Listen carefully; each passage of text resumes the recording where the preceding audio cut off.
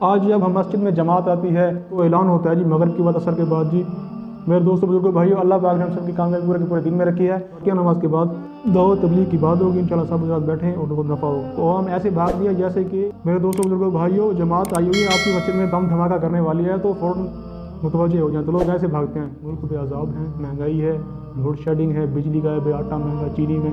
یہ اس امت کے جیسے عمل جائیں گے ویسے اعمال آئیں گے۔ جب حضور صلی اللہ علیہ وسلم معراج پر جا رہے تھے، جب آسمانوں میں نظر آیا کہ ایک دھواں جا رہا تھا، ایک دھواں آ رہا تھا۔ محمد صلی اللہ علیہ وسلم نے جبرائیل سے کہا کہ اے جبرائیل، یہ دھواں ایک تو جا رہا ہے، ایک آ رہا ہے۔ تو جبرائیل نے فرمایا اے حضور پاک، یہ جو دھواں جا رہا ہے یہ آپ کی امت کے اعمال ہیں، جو دھواں ایک آ رہا ہے یہ آپ کی امت کے اعمال کے بدلے جو بدلہ آ رہا ہے۔ تو بھائیو، آج ہم جیسے اعمال کریں گے ویسا نتیجہ ہم کو ملے گا۔ آج اعمال کی کتنی کمی ہے، مسجدیں خالی ہیں۔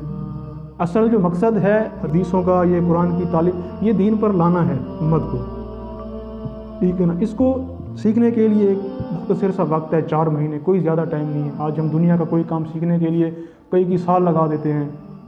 ایک موٹر سائیکل مکینک ہے، ایک الیکٹریشین کا کام ہے، درزی کا کام ہے، کوئی بھی ہے، ایک کام سیکھنے کے لیے ہم 3 4 5 سال عرصہ لگاتے ہیں، پھر جا کے وہ کام سیکھتے ہیں۔ لیکن دین کو سیکھنے کے لیے ہمارے پاس ٹائم ہی نہیں ہے، وقت ہی نہیں ہے۔ میرے بھائیو، دین کیسے آئے گا زندگی میں؟ ہم نماز پڑھتے ہیں، آیا کہ ہماری نماز ٹھیک ہے یا نہیں ہے، ہمارا رکوع ٹھیک ہے، ہماری تلاوت ٹھیک ہے نہیں ہے، ہمیں پتہ ہی نہیں۔ آج دیکھ لو، مغرب کی نماز میں ایک مسجد میں تھا تو میں لیٹ ہو گیا، میں تیسری رکعت میں جا کے کھڑا ہوا، تو میرے ساتھ بھی ایک اور لڑکا کھڑا تھا نماز کے لیے۔ تو جیسے امام صاحب نے سلام پھیرا، میں کھڑا ہوا نماز مکمل کرنے کے لیے۔